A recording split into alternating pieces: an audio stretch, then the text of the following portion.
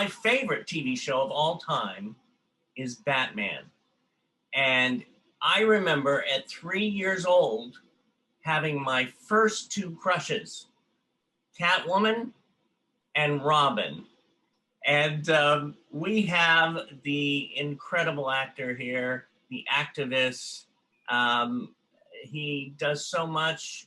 He has Gentle Giants Rescue and Adoptions. Burt Ward. Burt Ward. Hello. Hello, citizen. Hello. How are you? Great, thank you. Oh, good.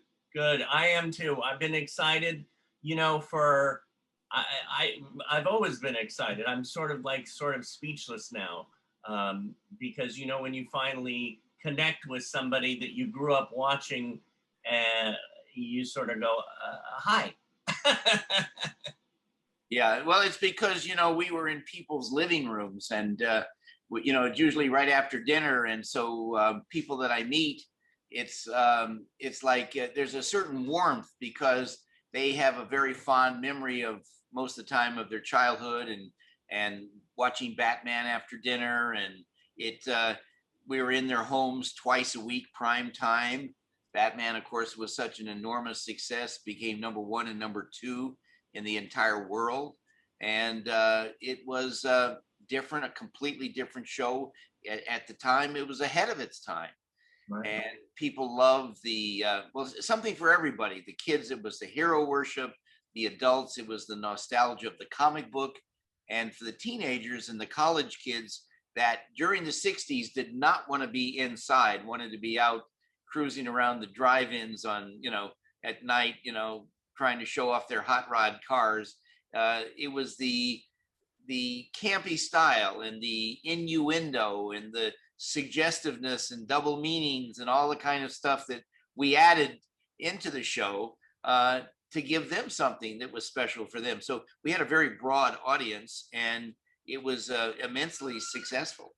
Well, every week we all looked forward to seeing who's going to be next, who's going to be like the next villain, and what's going to be happening with Batman and Robin. Do you have like a favorite episode? Not really. I mean, there was 120 episodes, and for me, every week working with some very famous actor or actress, almost all of them I had either watched on television or in a movie theater. It was for me, I was like a kid in a candy store. I mean, it was like everything was bright and everything was fun. And these were great actors and actresses. And I mean, I was right there working with them. So it was very special for me.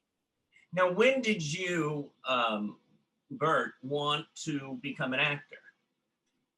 Well, I started off, my father had an early work ethic, and I started off in show business at age 2 as the world's youngest professional ice skater in my father's traveling ice show, which was a predecessor to Ice Capades. And it's funny, I do have a little bit of a memory of that. I can remember the audience where you can't really see them, but just imagine, you're on ice and all the lights are on you and you could just feel the people out there, even though they're in the dark, but you could hear their, just tremendous voices. They would introduce me and I would come out with a professional skater on either side and they take my hand and they would skate me around the rink, and people say, oh, that's cool. He's 2 years old. He's still able to stand up and they're not holding him up. They're just holding his hand. And then they would let me go and I would skate by myself and people went nuts. They couldn't believe that a 2-year-old was skating by themselves all the way around this thing. It was just, I do remember that. I just remember that tremendous ovation and so that was at age 2. And from there, eventually my father sold the show. He moved to Beverly Hills, became a prominent real estate broker. And I started studying acting. I thought it'd be fun to do that. When I grew up, I had a kind of a fantasy of being Superboy. where I grew up, they didn't have Batman comic books. And I don't know why, but I never saw a Batman comic book, but I did see Superman comic books and occasionally a Superboy comic book. And I was kind of like a loner growing up in school, where I had certain liabilities, handicaps myself. When I was young, I had a problem. Well, I didn't know it was a problem, but my voice was very high because I didn't speak from my diaphragm. I spoke from up here. And so as a child, who the other kids obviously picked on because I was different, right? That it was, for me, it was difficult. So it was safer for me to be alone emotionally. And but I did have one friend who could kind of accepted me for what I was. And so I grew up with my, seeing my one friend after school, but for the most of the time I was actually alone. And I would come home every day from elementary school and even high school. And I had this kind of a routine where, because I was very athletic, but I would take a ball, and I had two big parking area in where our home was, where we had this big concrete block wall, and I could kick that ball against the wall, and of course it would bounce in another direction. I'd run over and kick it back, and I'd be, but while I'm doing that, I'm kind of daydreaming, and I'm thinking about being a superhero. And it was funny. Later on, my mother gave me a gift of a photo she had taken of me when I was 3 years old on a tricycle, wanting to be Superboy. That I had a bath towel around my neck held together with a clothespin.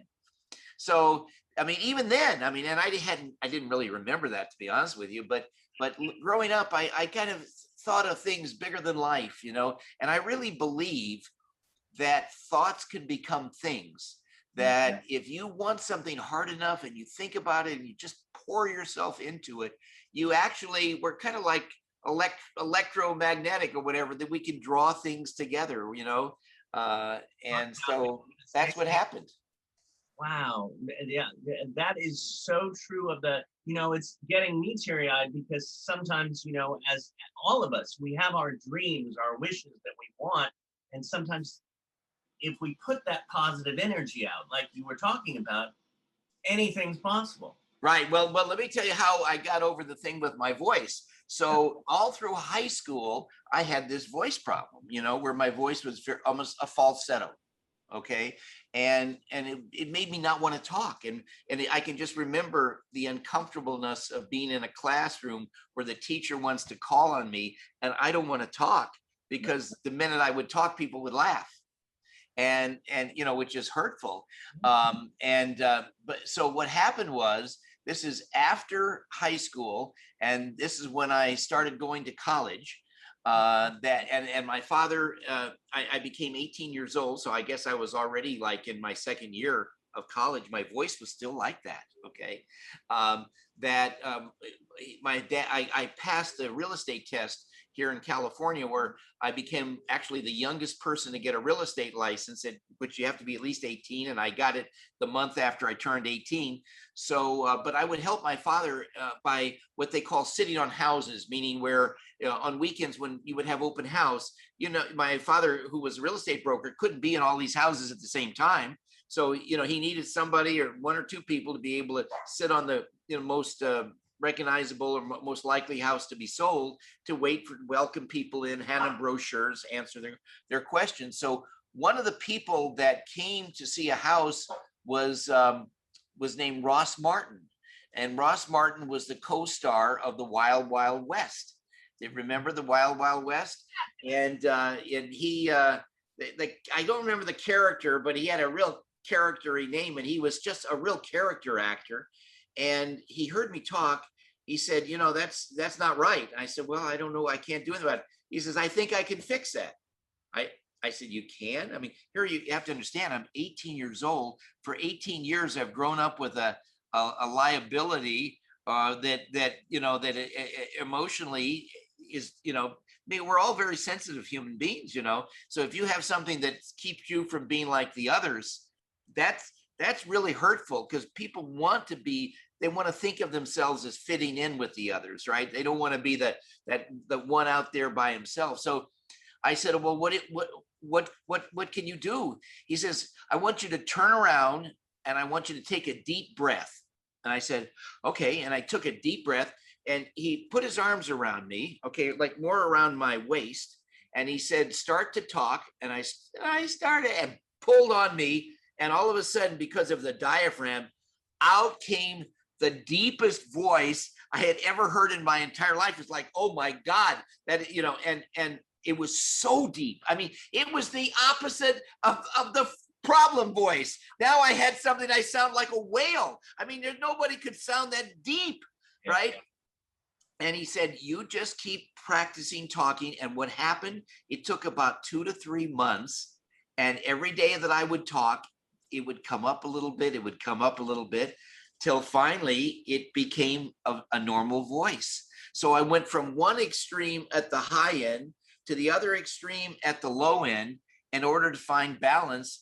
And what is so interesting is that having done the role of Robin, but also done a lot of voice stuff, people say, oh, you have such a distinctive voice. You have such a great voice. And here for my whole life, I was told that I had a terrible voice. So, you know, it just, it touches you inside to see that every one of us can transform ourselves and make a better world for each of us by making an effort and by holding the faith. Yeah. Yeah. Wow. I just got a healing.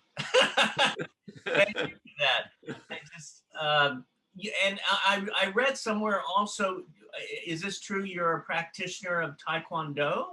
Yeah, I had a brown belt before I tested for Batman, and then my screen test, you can actually see it on the internet. I brought a friend in and we did some judo, and that was the friend that became my friend, and one that would accept me.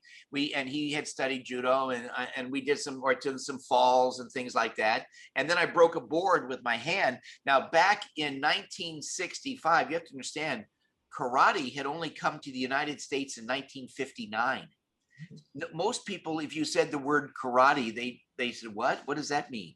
They didn't even know it in that time. I mean, now, of course, with the MMA and all that stuff, you hear it all the time. But at the time, it had only come 6-7 years before. And I was studying with a gentleman named Ed Parker, who became like the father of American martial arts.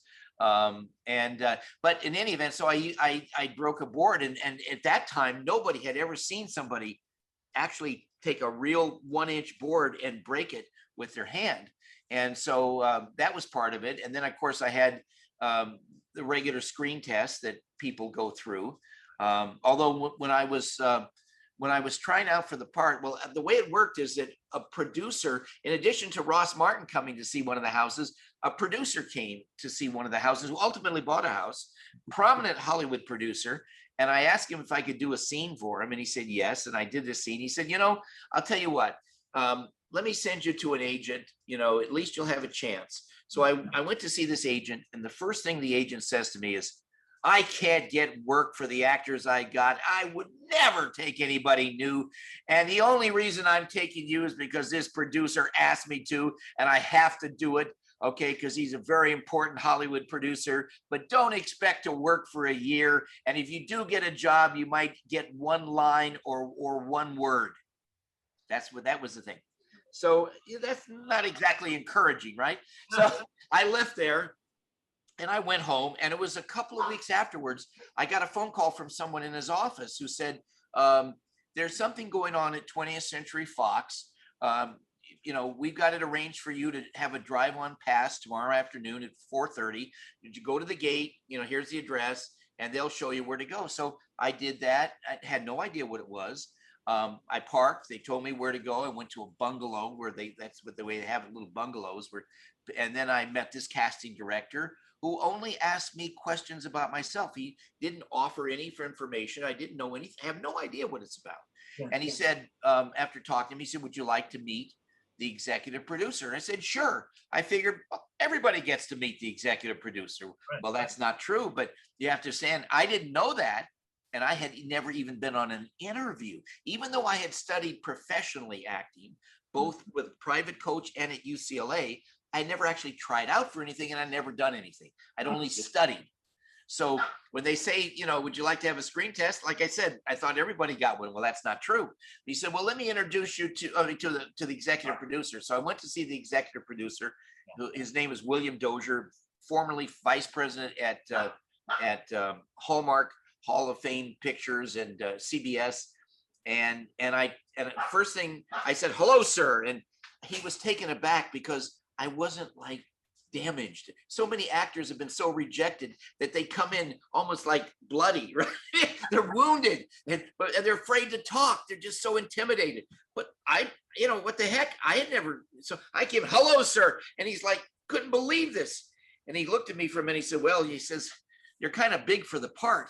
I said, well, sir, I promise you I won't grow anymore. And he laughed. Like, I mean, how can you not grow anymore, right? Promise somebody. And he said, that's when he said, would you like to do a screen test? And I said, sure. And so here I was meeting the executive producer thinking that everybody did, which wasn't true. And then now the executive producer giving me a chance for a screen test. So finally, weeks later, I go for the screen test. And when I go for the screen test, that's when you can see on the internet my screen test. And afterwards, they said, well, we have some dialogue for you. And they handed me a single sheet of paper. And this single sheet of paper had these little short paragraphs on it. And above each paragraph, it had a person's name. There was Bruce, and then dialogue, and then Dick. And there wasn't Bruce Wayne. There wasn't Dick Grayson, just Bruce and Dick. Plus, you know, honestly, because I'd never read a Batman comic book, I wouldn't have recognized the name anyway. But that's not the point. So they said, here, I'm going to introduce you to the actor you're going to be reading with. I said, okay. So I go over there and they said, this is Adam West. I said, oh, hi, how are you? I sat down, such a funny guy, such an amazing personality.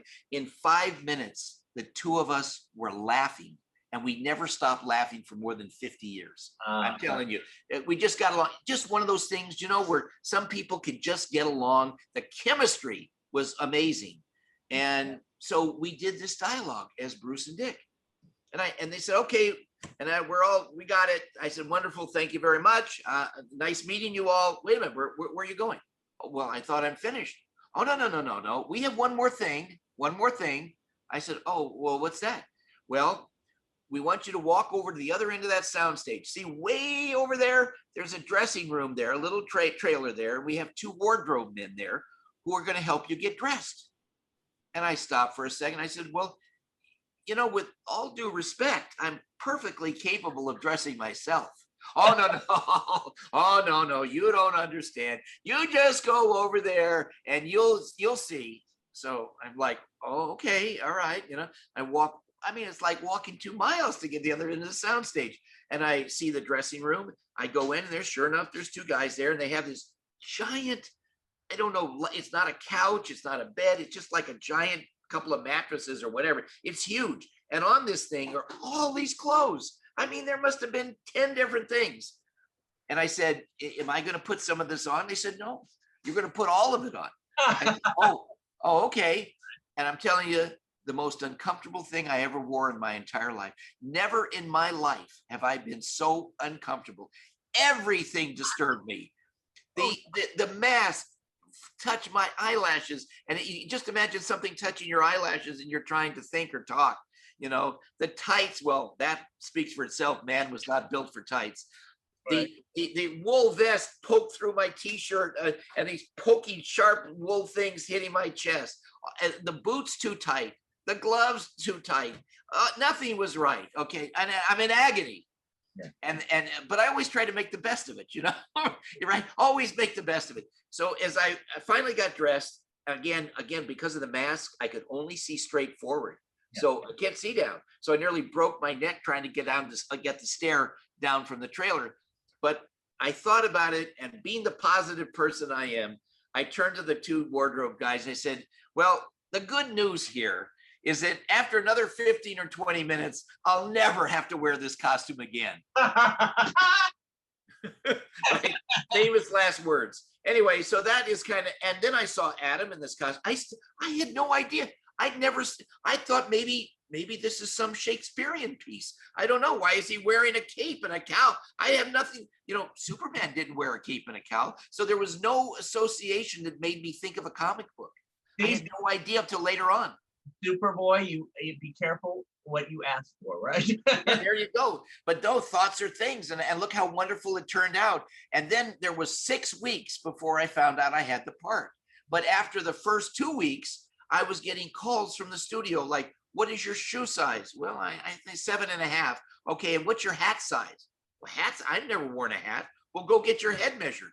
Well, where do I go to get my head measured? Things like that, these phone calls. And after 6 weeks, I get a call from these agents. And they said, we want you to come in and sign contracts. I said, great, now I'm going to be formally represented. Now I'm really going to be able to say I have theatrical agents. So I go in and I sit down, and this thing is like, this contract's like 2 inches thick. And I look at it and say, wow, okay. And I start to read it. The first thing it says, 20th Century Fox Studios. Wow. And I said, wait a minute, I'm here to sign my agency contract. I said, no, this is your series contracts. What do you mean? They said, you mean you don't know? I said, no. Oh, well, you got the role. Oh, I didn't know that. They said, you mean the studio didn't tell you? I said, no, nobody said anything. And then when I finally saw people in the studio, they said, you mean the agents didn't tell you? So for 4 of the 6 weeks, I had the role and had no idea that I had it. Oh my God, wow. It's amazing to hear the behind the scenes story of it like that. And it's just, yeah. I want to ask you one more question, and then we Sure. have some students that want to come on. Okay. And ask questions and visit with you. What brings you the most joy in life? Doing things for others. Growing up, we all want to accomplish something. And, people say to me, well, what about the stereotyping? What about the fact that, you were so known as Robin? And there was stereotyping. Okay, but can I tell you this? Think of a glass that is full. The glass can be full from doing a whole bunch of parts if you're an actor, or the glass can be full from one part that is so gigantic that the whole world takes notice with a few other little parts around them. Either way, the glass is full.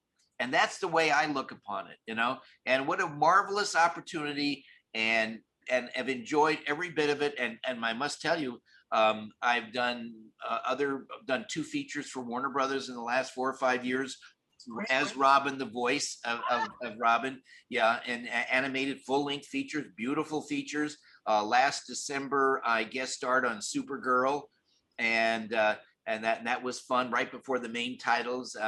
So I've been very fortunate to do things, and of course, a big part of my life is my charity work that my wife and I do. Right. Together, we operate the world's largest giant breed dog rescue, the largest in the world. We've rescued more than 15,500 dogs. Everyone would have been put to death if we hadn't been there. And this is in the last 26 years. And every one of these 15,500 has lived in our house with us. Wow. We're not talking about some other yard or building or other we're talking about in our house, never having less. And are these 50 dogs? Big, small, all types? Initially, the giant ones. We have dogs up to 300 pounds. Oh! Most people have never seen a 200-pound dog. One of our dogs, Avalanche, was the largest dog in the world. He weighed 305 pounds. When he stood up, he could stand up on his hind legs. He was 7 feet 5 inches tall, 4.5 inches taller than Shaquille O'Neal. 4.5 inches taller than Shaquille O'Neal. Okay. And we have really big, but we also got little dogs. And although we intended to be mainly a big dog rescue, people would come and say, well, thank you for saving my Great Dane. Otherwise, I'd have to take him to the shelter and be put to sleep. But I guess I've got this other little dog I'm going to have to drop off at the shelter, and they're going to be separated. And he's had a good life, but he's going to get put to sleep. And I look at my wife and no, leave that dog. We're not going to separate those dogs. So what happened is We now have 45 different breeds of dogs. There's only 164 breeds of dogs. We have 45 breeds here, starting from 2 pounds all the way up to nearly 300 pounds. Oh my God. All these different breeds. We feed 600 pounds of our dog food every day here, 600 pounds a day.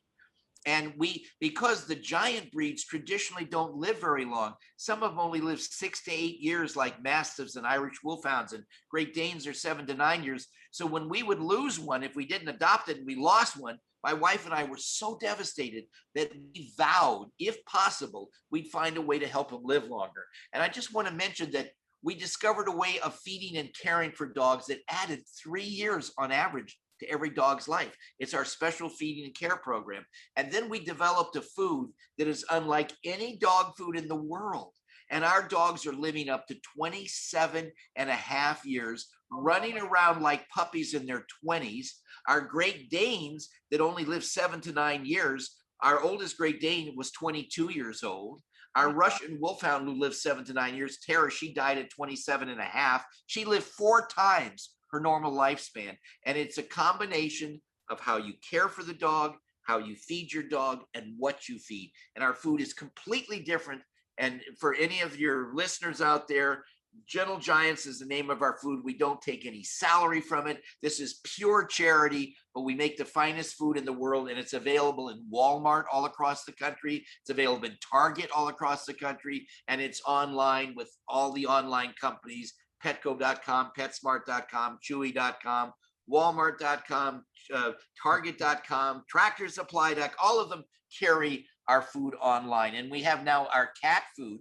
We started making cat food, not because we're experts with cats, but 2 of our cats had died last year. One was 31 years old. The other was 32 years old. Oh, my mom had a cat named Bo, and she lived to 27. And I thought that was old. Oh, right.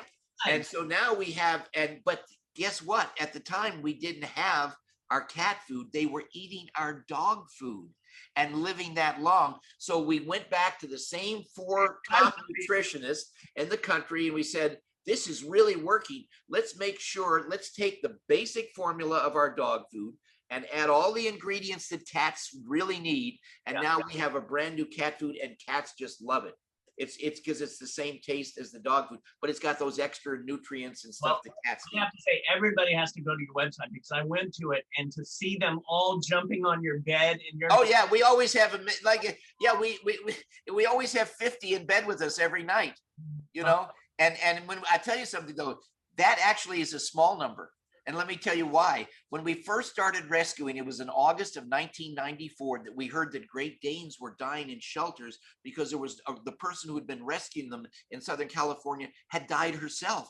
And I remember telling my wife, Tracy, I said, look, we can't let these dogs die. How about just for a couple of weeks, just till I get somebody else to take this over, let's just save these dogs. It's been 27 years. I'm still waiting for somebody to come rescue me. But let me tell you, at the end of the first month of August of 1994, I had 102 full-size Great Danes in my house and 62 puppies under 7 weeks of age. All these animal shelters were giving us litters saying it's not safe for them because there's rampant disease in some of the shelters. So my wife was getting no sleep because we have 7 litters. And you have to put the babies on with the mother and make sure they stay attached till they nurse. And then the mother has to get up to go outside and go to the bathroom, and you got to watch, because Great Danes, if they stepped on a puppy, would kill them. I mean, it would be accidental. So and then after you get the mother out, and then you have to incubate the babies when they're like just weeks old, literally, and keep them warm, and then go get the next litter. And by the time she got finished with the 7 mothers with their litters, it was time to do the first one over again. She was sleeping for 2 months on my kitchen floor. Oh, my wife. Oh my gosh. Well, you have a party there every day. Yeah. Other than that, not much is happening here.